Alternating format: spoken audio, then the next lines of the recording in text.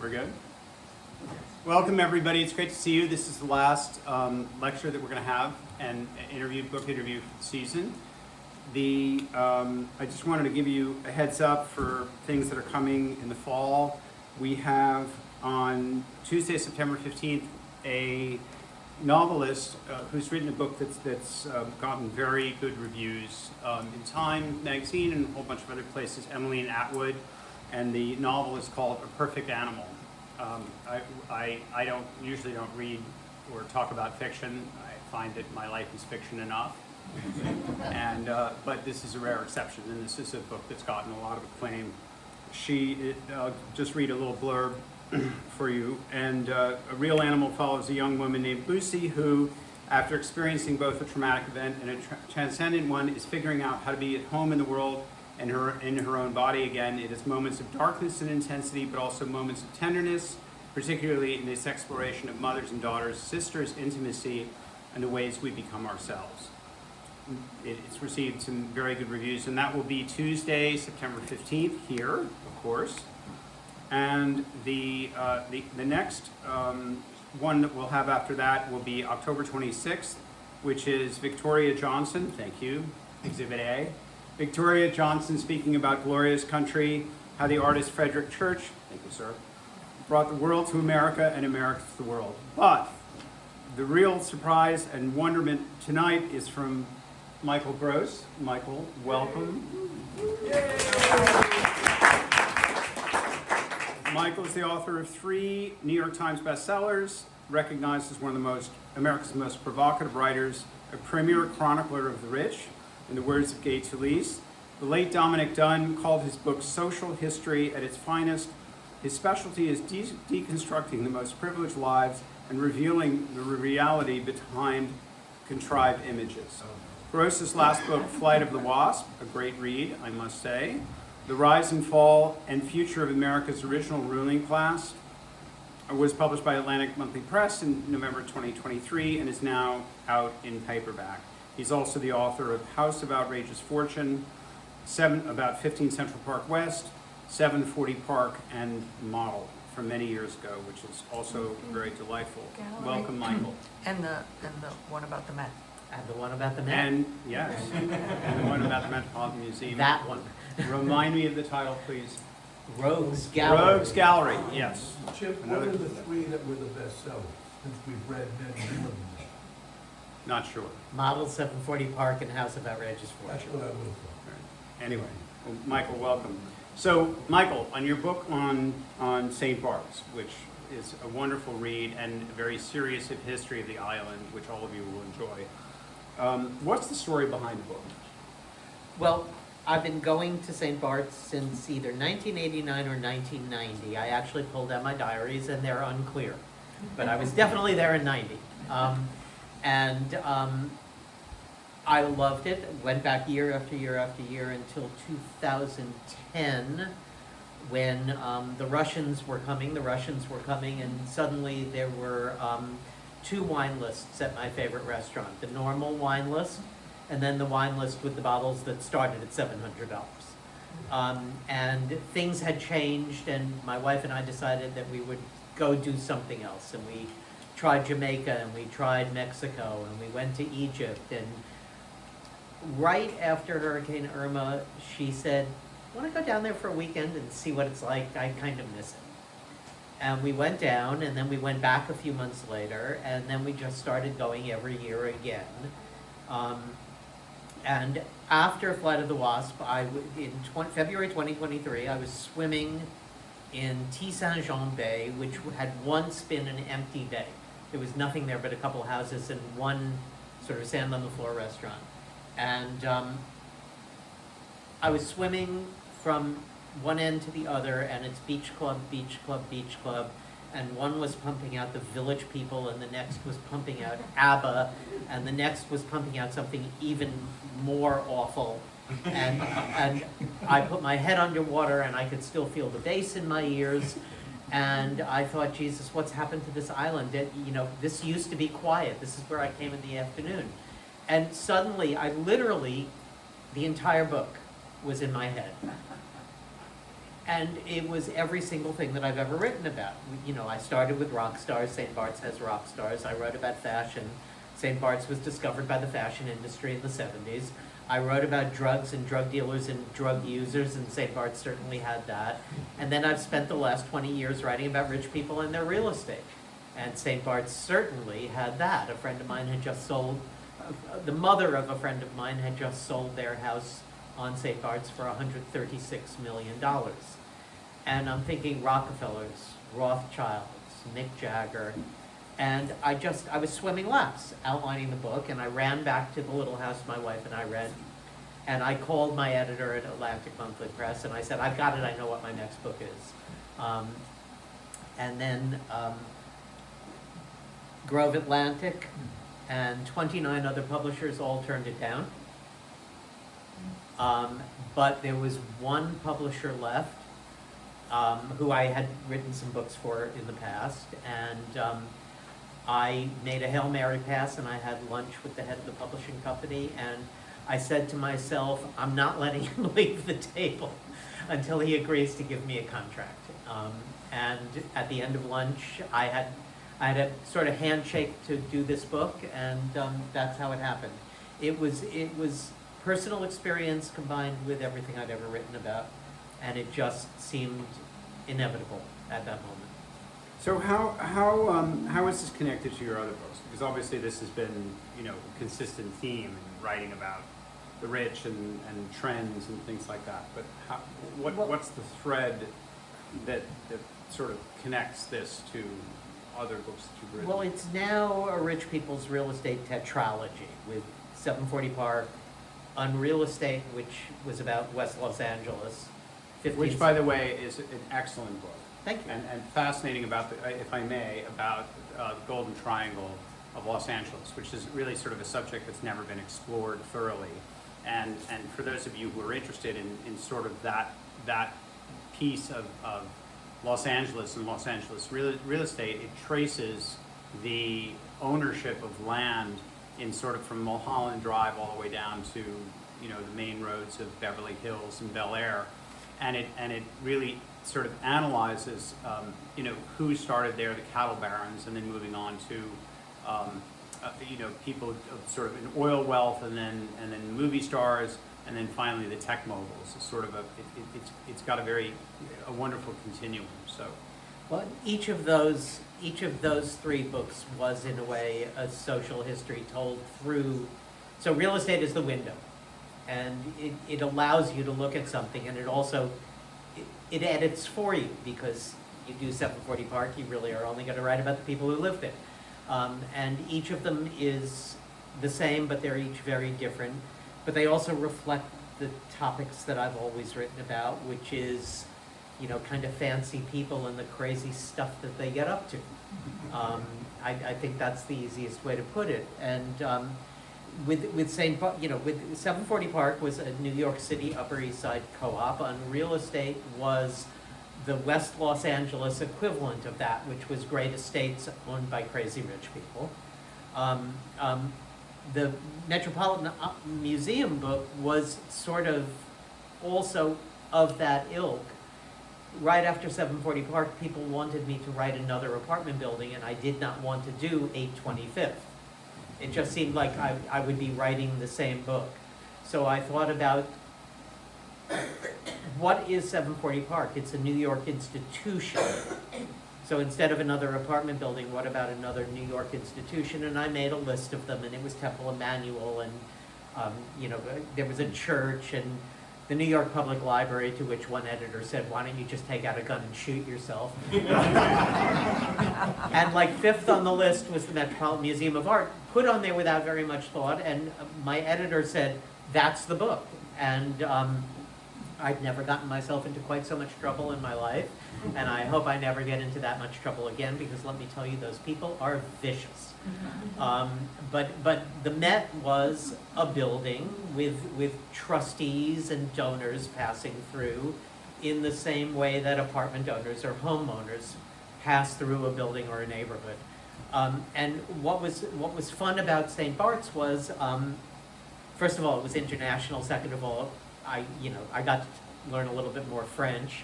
But it, instead of being another residential story, it was the vacation styles of the rich and famous. And yet it had a lot of the same themes of, greed and lust and misbehavior and drug abuse and people competing and ambition and people competing for real estate and competing for prominence. So it fit the themes, and yet it was a completely different world. I left out 15 Central Park West. Why did I do another apartment building? Because condos are very different from co-ops. And the people who live over there are very different from the people who live over here.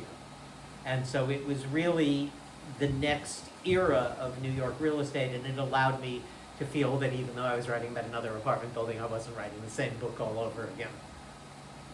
So what are your favorite stories in the book? And then followed by favorite characters. How much time do you have? You have all the time in the world. I have to be Well- at work tomorrow morning at 9 a.m. Well, there were things that because I'd been there, going there for 35 years, there were things that I knew about, things that I wondered about, and then there were things that I kind of a little bit heard about, but always wondered about. So I had heard about Remy de Haenen, who was a Dutchman born in London, raised in France, to be a sailor, went off on a cruise ship, working on one of the Normandy ships, went to the Caribbean, where he spied St. Bart's for the first time, went back to had some trouble with the cruise line because he didn't like having bosses. He was sort of the cruise ship Scott Pelley, I guess you'd say, came back to the Caribbean with the notion that he would catch lobsters and freeze them and ship them back to France. That was his big idea. That didn't quite work out, so he became a smuggler. And he based himself on St. Bart's, and in 1953 he built a house there, which is today the Eden Rock Hotel. And it was the first celebrity hotel on the island, and it attracted Robert Mitchum and Greta Garbo and Howard Hughes all stayed there. So his story fascinated me, this multinational smuggler, and then he became the mayor of the island, and he ran the island for years.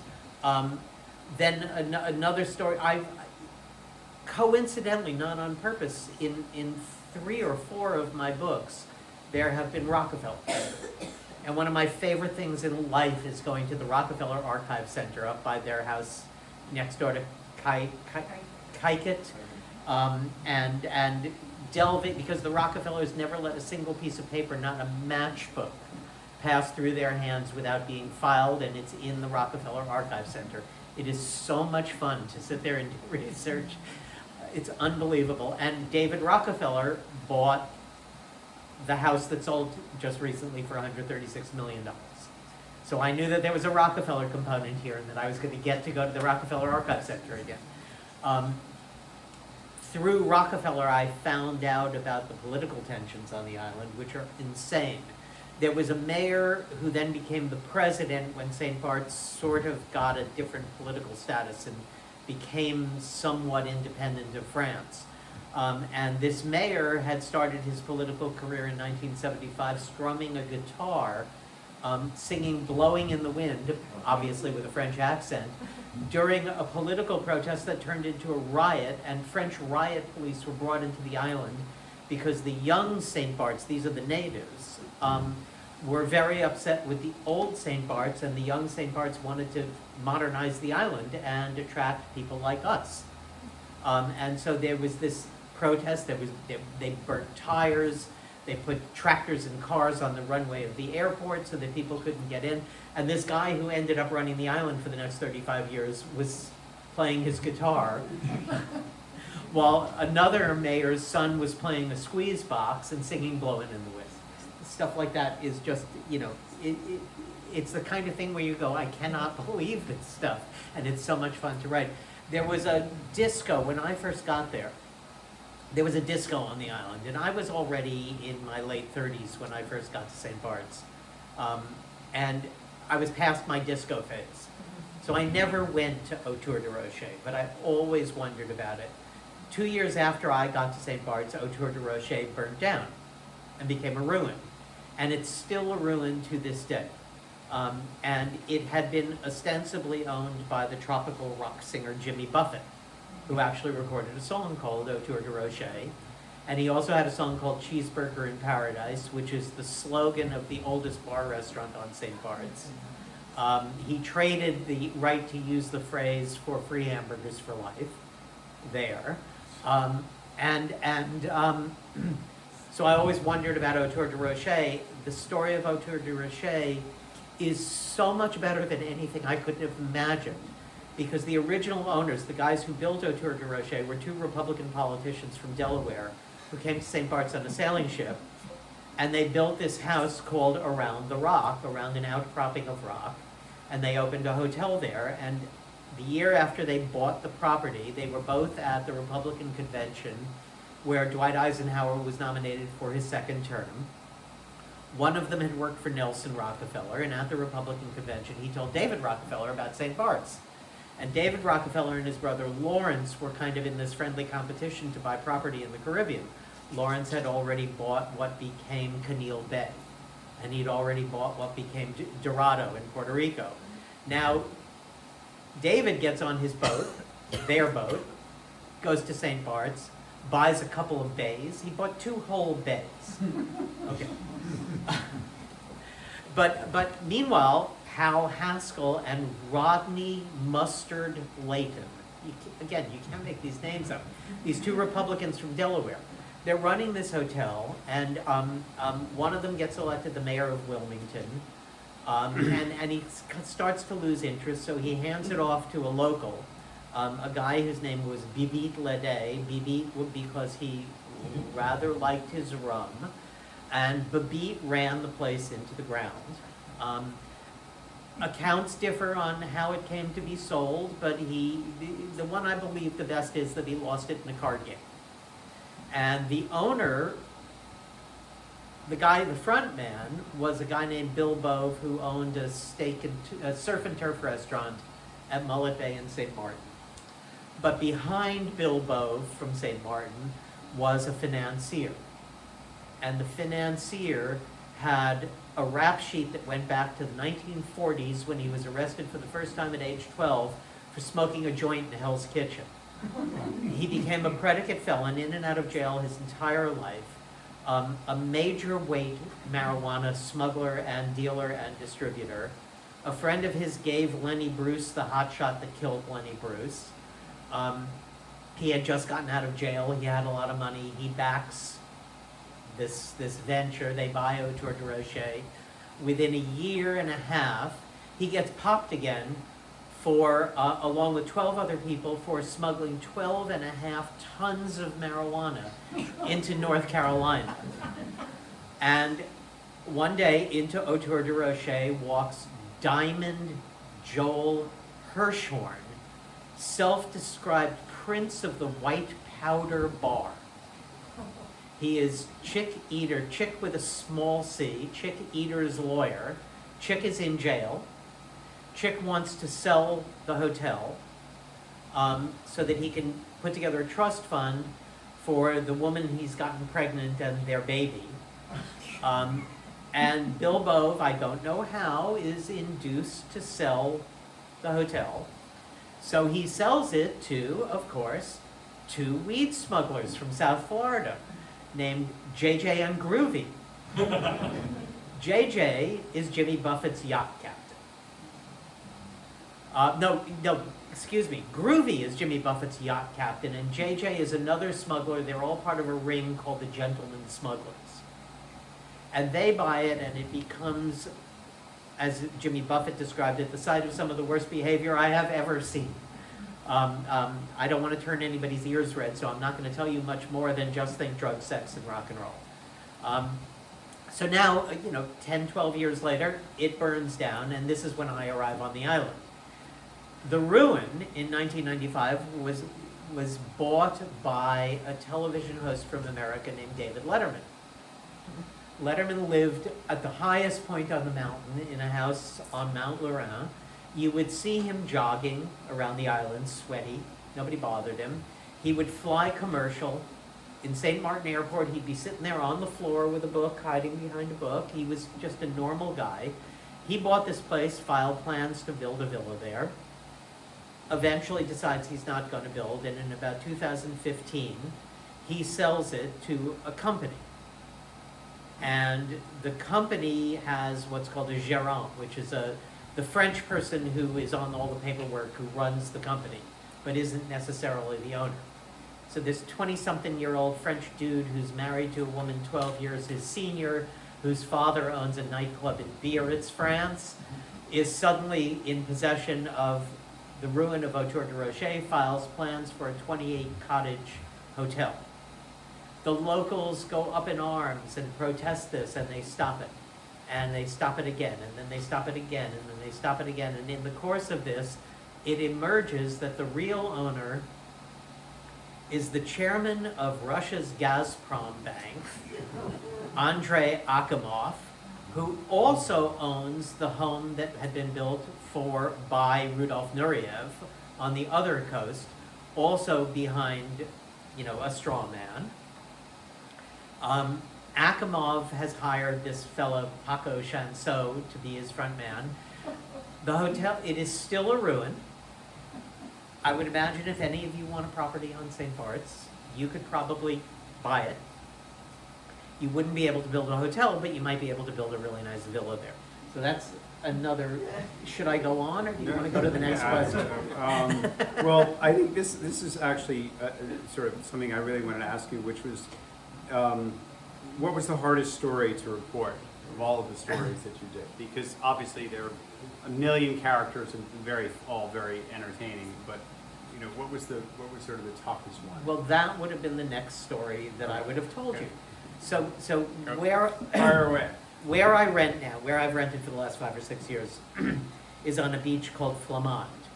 That used to be sort of downtrodden. It was chickens and women screaming out the windows at the top of their lungs, and there was nothing there. There was one hotel there built by an early entrepreneur, but it was kind of nothing.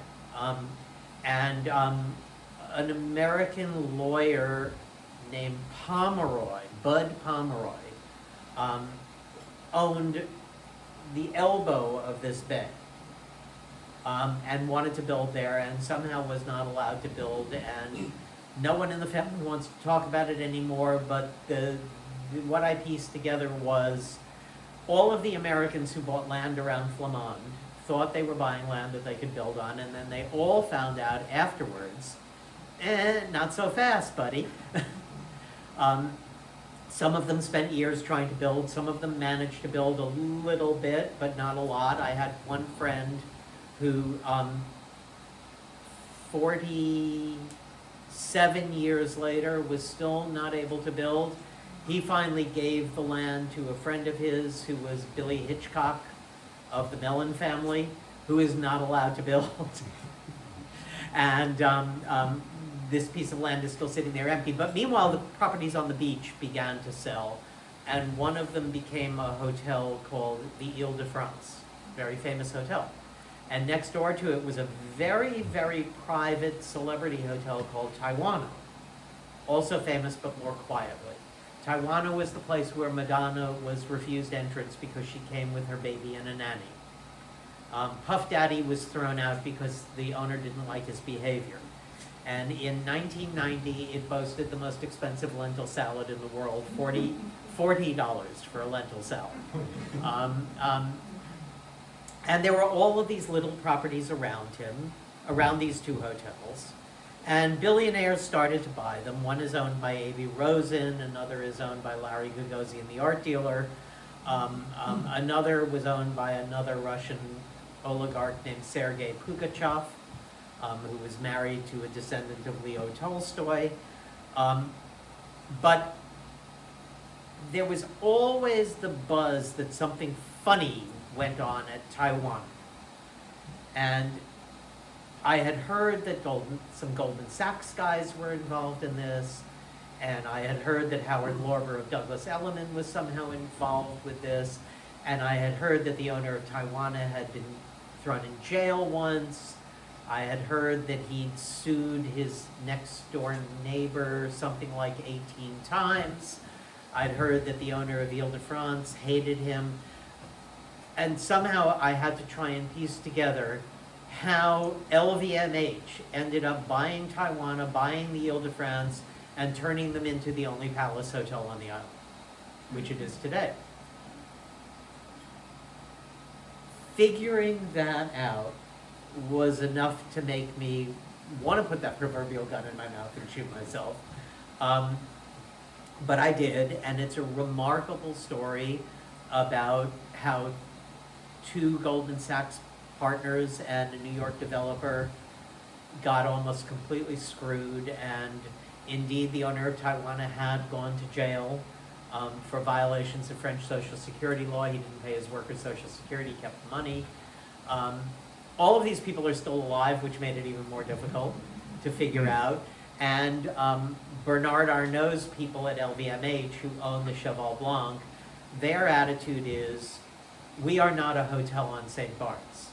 St. Barth's is an island that happens to be lucky enough to be the site of our hotel. We're not talking about anything, non-disclosure agreements up the wazoo, but as you'll see, it's a very complex story. It also involves some Swiss financiers who ended up suing each other in a Jarndyce versus Jarndyce situation, and but LVMH now owns it, and it is a 5-star hotel. So if you've got $3,000 a night, you should stay there. Did anybody give you a hard time? I mean, were you threatened at any point? Because there are some pretty shady characters here. The hardest time was trying to get people to talk to me. So the owner of Taiwan, who's now, he sold the hotel, he's retired, he's got 2 kids who live on the island. It took me forever to find him. He's had a stroke. He finally agreed to an interview. He said, I'm going to Paris to see my doctors when I come back from Paris. If you will fly down to the island for the sole purpose of interviewing me, I will speak to you. I waited the month and a half while he saw his doctors in Paris, and he never took my calls again. That was why I had to piece it together. So that was kind of difficult. The only person who vaguely threatened me, so around Autour de Rocher was this group of drug smugglers, many of whom still live on the island, still go to the island, still own homes there, some of whom spent 20 years in jail and then came back to their homes there, some of whom spent 20 years in jail and then came back to find that one of their drug smuggler friends had stolen their house from them. I'm trying to pick all of that apart when I get a call from one of the smugglers. I didn't take the call, he left a message on my phone from North Carolina, so he talked like this, and he said, Michael, I just got back from the island, and I think you ought to know that there are some people who are very upset about the things that you're asking. Click. So that in this, I mean, I've been threatened by experts like Annette De La Renta. That was nothing. That's great.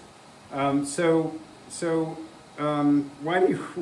This seems like an obvious question, but why do you avoid the holidays there? Oh, it's an obvious question. Yes. Years and years ago, one of the first visits to St. Barth's, we went down to this very famous beach called Saline. To the left, it's a nude beach. Part of it is a gay nude beach. Part of it is a straight nude beach. To the right, there are families. And it was January or February, which is when we always went. And we did that mostly because my wife was in the garment business, and the only time that she could afford to be in a place with no telephones. Because back then, there were no telephones. There was even a boutique called Sorry No Telephone. It was the only time she could go, was Chinese New Year. So it's Chinese New Year, which turned out to be a great time to go because it was between Christmas and New Year's and the President's Day's holidays and school vacations, so it was a little quieter. And out of the surf comes a Calvin Klein model, the head of retail at Ralph Lauren, buck naked. And I looked at my wife and I said, this is why we come here in January, because these are precisely the people that I don't want to see. I have to work with them all year long when I go on vacation. I do not want to see Calvin Klein or one of his models or the head of retail at Ralph Lauren. And so that was the initial reason. And then over the years, particularly beginning in 1997, when the New York Times Style section put Christmas week on St. Bart's on the cover of the Style section, and predicted that it was over. Not a very good prediction, because it just got crazier and crazier and crazier. And 10 years later, it ends up with Abramovich and the Russians and the $7,000 bottles of wine. But I'm not a rich person. Costs too much to go Christmas week. B, I go there to get away, not to be in it. There's a whole coterie of people who can't live unless they're in the red hot center of whatever's going on, and they're the same people who are, right now on their way to the Hamptons. And I don't want to live that way. I spent my life covering these people, and I want to be able to get away occasionally. So that's why I don't go at Christmas and New Year's. I don't have the money, and I don't want to be there. So tell us about your St. Bart's. What obviously this is a place of great means, and it's crowded and all the other things, and that's something that is very obvious to everybody else. But how do you find this special place for yourself amidst sort of the obvious structure that everybody assumes is always there? So when we first went, my wife, I had just gone from the New York Times to New York Magazine. I was making a little money for the first time in my life, but I was really flat broke. We rented a house that was tantamount to a bad motel room. It cost $100 a night or something like that. We could only afford to eat out once a week on the island, even then, when the prices were still high, but they weren't the insanity of now. But what we discovered was an island where you could drive down the hill and buy a freshly baked croissant that was as good as any croissant you could get in Paris, where you could go to the grocery stores and get French groceries flown in from France. The quality of life, even for people without money, was extraordinary. The beaches, it depends who's counting, but there are somewhere between 16 and 30 beaches. So whatever you're in the mood for, you can find a beach. And if you know enough about the beaches, you can find a beach that doesn't have Calvin Klein on it. It's beautiful.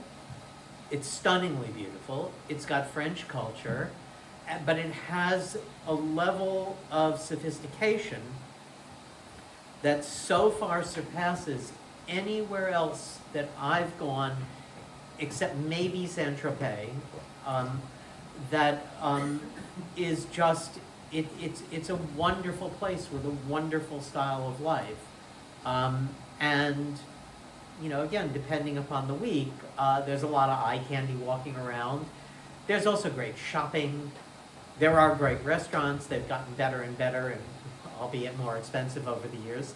And today, there's a very simple thing. I mean, it's gotten crazy. It's overdeveloped. There's way too much traffic.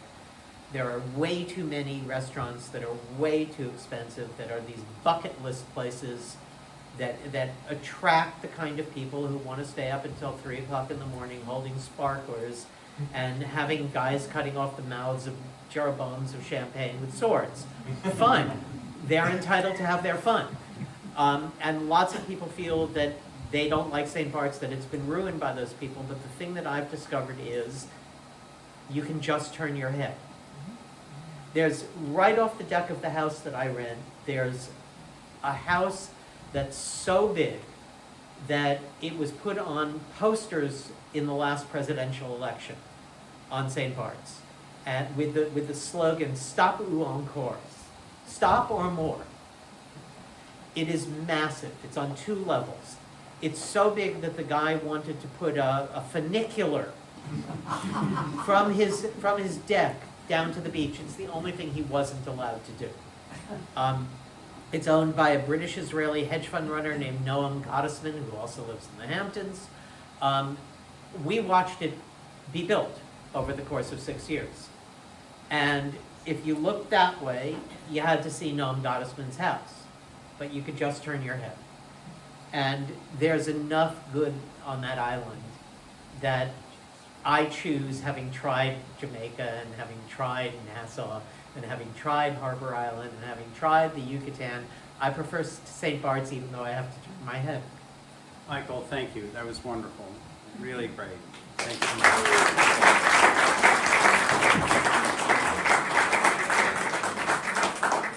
So this is a good place to start questions. Anybody have questions for Michael on this wonderful book? Georgette? The first one would be very naive. Can you just speak up if you Of would? course. Just- The first question may be a bit naive. You started speaking by talking about a smuggler. What did he smuggle?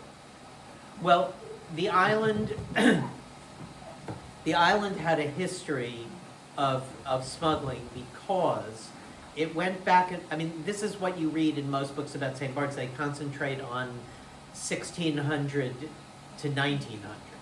And during those years, it was traded around like a hacky sack. It was French, it was owned by the Knights of Malta, it was English, it went back to the French, it went to the Dutch. And somewhere in there, the Swiss bought it and they made it a free port.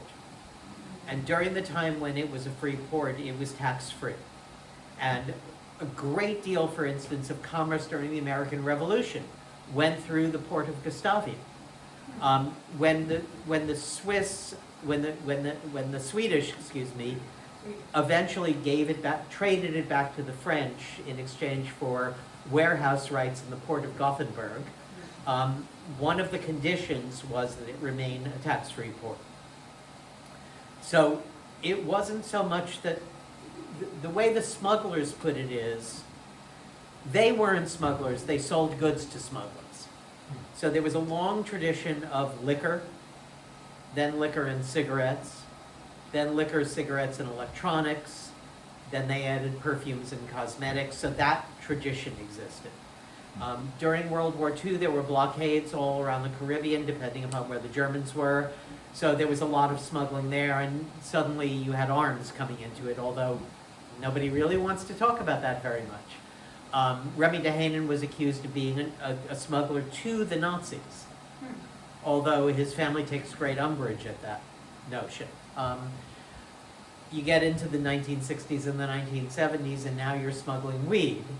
And then as you move into the 80s, just at the point when Ronald Reagan started his Just Say No campaign and really cracked down on drug smuggling, the easy targets were the weed smugglers. And as one smuggler put it to me, then the cast of characters changed and it became cocaine smugglers. And this is his line, not mine. Shit got wiggy. So there was a cocaine, you know, I remember that a dear friend of mine showed up one Thanksgiving when we were there and said, I just have to run an errand, and he was gone for maybe 20 minutes, and he came back with a big bag of weed and a little bag of cocaine. You know, you could still get that stuff on the island. I'm sure you still can, I'm a little too old now. But that tradition was simply passed. You know, it was a haven for pirates in the 17th century. So it was a tradition, and by the way, it's still a free port. There is a 5% K duty. So anything that this is how they support the island, is with K taxes. Anything that comes into the island, there's a 5% duty. And now they've added tourist taxes. But if you move to St. Bart's and you live there for 5 years, you don't pay taxes anymore. So that tradition persists and has made it a haven for different kind of smugglers, I guess, people who have money. And they move it around the world somehow, and we don't know how they do that. Not naive at all. Questions? You know, I'm curious. Can you speak up, please? Yes, Michael, I'm curious to hear, did you have any contact with local people, with the local families, the Magra, the Rede, and all these people, and what kind of role did they play? Well, you know, the interesting thing about St. Bart's is you could call it an upstairs downstairs culture, but if upstairs is the Americans and the Europeans who visit, and downstairs is the locals. And I should explain, there are like 12 families, and they've been there since the 17th century. And they're so big that cousins don't even know each other. And they're so inbred that there are people wandering around that island who look like genetic accidents. But those 12 families still, to this day, run the island. And I did look into a lot of them. Some of them were reluctant to talk to me. Some of them simply didn't speak enough English, and I didn't speak enough French. But I was able to connect with enough of them that I feel that I got the story. I mean, you know, Bruno Magra is a major character in the book. He was distantly related to Alexander Magra, who was the mayor who preceded him, although he claims that there's almost no relation there.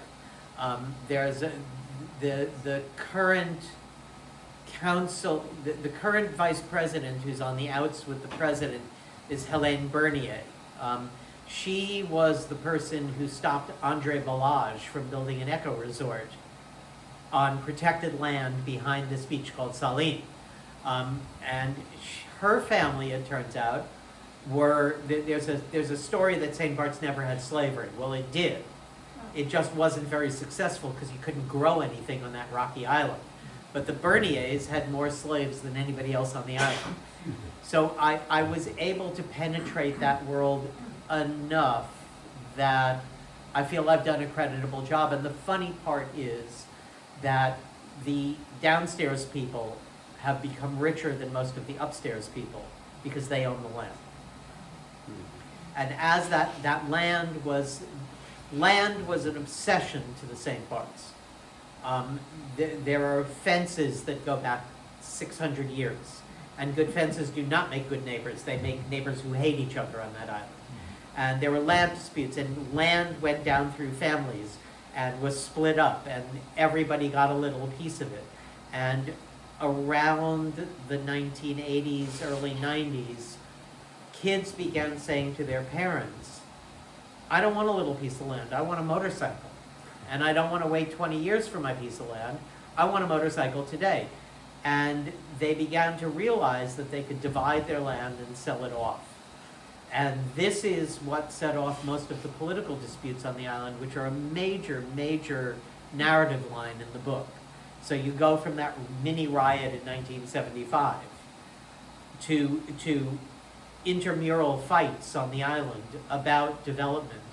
And that's what introduces the largest theme in the book, which is when a rock in the ocean that was completely impoverished 70 years ago becomes so attractive.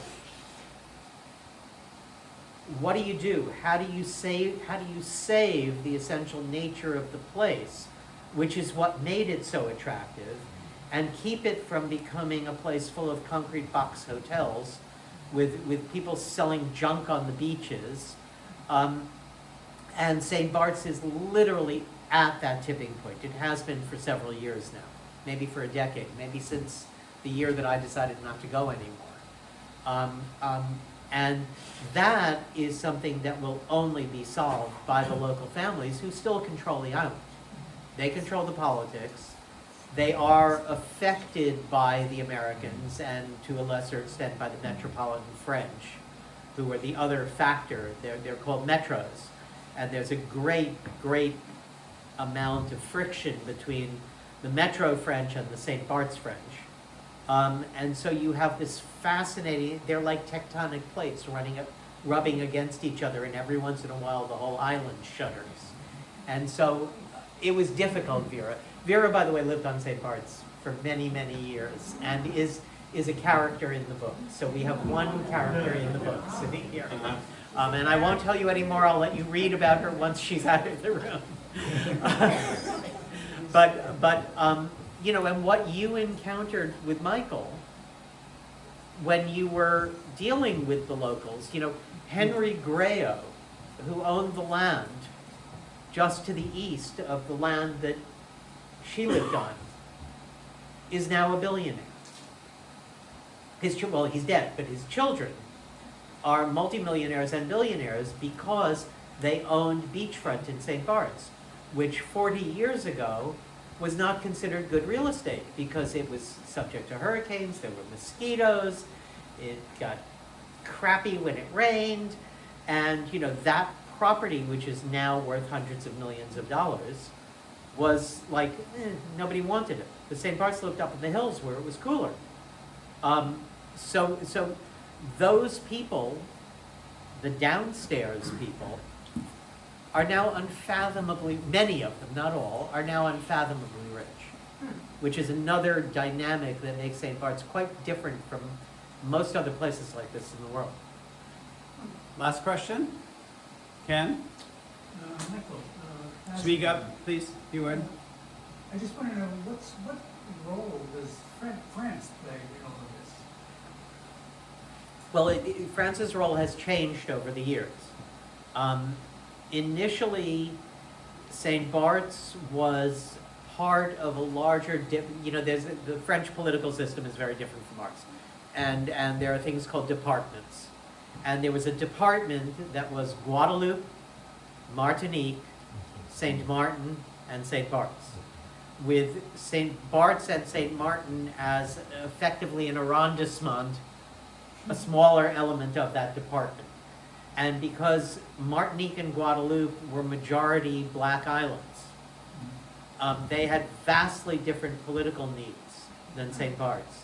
And so beginning with Remy de Haenen, there was a multi-decade effort to separate from France, to get autonomy. And France was considered to be the enemy, mostly because when there were left-wing governments in France, they favored the governments of Martinique and Guadeloupe, which the St. Bart's considered to be, you know, money bloodsuckers, basically. They took all the money. And this movement, you know, things happened like de Haenen delivering a letter to Charles de Gaulle, who basically slapped him away like this. And Magras, Bruno Magras, who started out an opponent of de Haenen's and actually helped depose de Haenen, ended up appreciating what de Haenen had realized, which was the fundamental thing was St. Bart's needed autonomy. And he spent 15 years creating the political situation by which St. Bart's gained autonomy. So now, it is really, instead, there are all these French words that I'm not sure I even use correctly, but instead of being an overseas territory, it's an overseas something else. And it's called a collectivity, and it's self-governing. Defense, for what it's worth, is still France. There's still a gendarmerie on the island, that's still France. But St. Bart's managed, despite a great deal of political pressure, where people in France were calling it the island of millionaires and saying, how come you don't pay taxes? St. Bart's managed to gain that degree of autonomy. And so now it's like a shining jewel that France can point to and say, hey, look, this is part of France. But in a way, it's not. Michael, thank you so much for coming.